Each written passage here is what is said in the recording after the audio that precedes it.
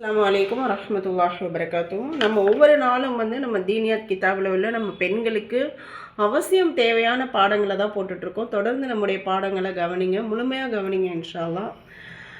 இந்த கோர்ஸில் ஜாயின் பண்ணிக்கிறவங்களுக்கு முஅல்லமா அப்படின்ற சர்டிஃபிகேட்டும் கொடுப்போம். இன்னும் பல்லிஹா கிளாஸுகளும் இருக்குது. அதனால் ஸ்கிப் பண்ணாமல் தொடர்ந்து பார்த்தீங்கன்னா நிச்சயமாக நமக்கு பிரயோஜனமாக இருக்கும். பிஸ்மில்லாஹிர் ரஹ்மானிர் ரஹீம். சுத்தம். நமது நபி ஸல்லல்லாஹு அலைஹி வஸல்லம் அவர்கள் எப்போதும் சுத்தமாக இருப்பார்கள், பிறரையும் சுத்தமாக இருக்க வேண்டும் என பணிப்பார்கள். யாரையாவது அசுத்தமாக பார்த்தால் அவரை சுத்தமாக இருக்கும்படி உபதேசிப்பார்கள். சுத்தமாக இருப்பவர்களை கண்டால் மகிழ்ச்சி அடைவார்கள், அவர்களை பாராட்டுவார்கள்.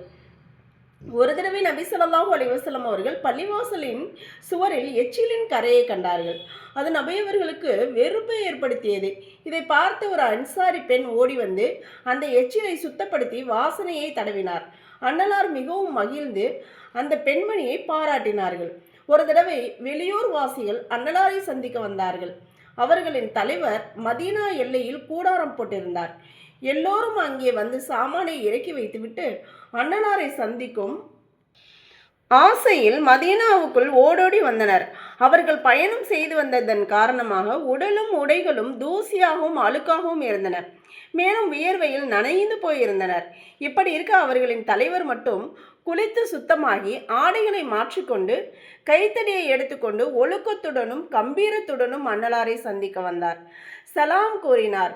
அன்னலார் அந்த தலைவரை பற்றி கூறினார்கள். இவர் முஸ்லீமாவதற்கு முன்பும் மிக நல்லவராக இருந்தார், முஸ்லீமான பிறகும் நல்ல மனிதராகவே இருக்கிறார் அப்படின்னு சொல்லிட்டு. ஒரு தடவை ஒரு மனிதர் அழுக்கு ஆடை அணிந்து நபி அவர்களின் சபைக்கு வந்தார். அன்னலார் அவரிடம், என்ன, உம்மிடம் வேறு எதுவும் இல்லையா என கேட்டார்கள். அவர், அல்லாஹ் கொடுத்தது நிறைய இருக்கிறது என பதில் கூறினார். பிறகு, நீர் ஏன் அல்லாஹ்விற்கு நன்றி செலுத்துவதில்லை என கேட்டார்கள்.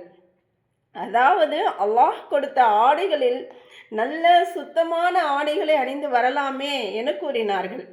ஒரு மனிதரின் முடி பரட்டையாக இருப்பதை கண்ட நபி அவர்கள், என்ன, இவருக்கு முடியை சீவிக்கொள்ள கூட முடியாதா என கேட்டார்கள். இது எல்லாமே ஹதீஸ்கள். இப்போ நம்ம நபி ஸல்லல்லாஹு அலைஹி வஸல்லம் எப்படி வழிகாட்டியிருக்காங்களோ அந்த மாதிரி வாழணும். சுத்தத்தை ரொம்ப பேண சொல்லியிருக்காங்க.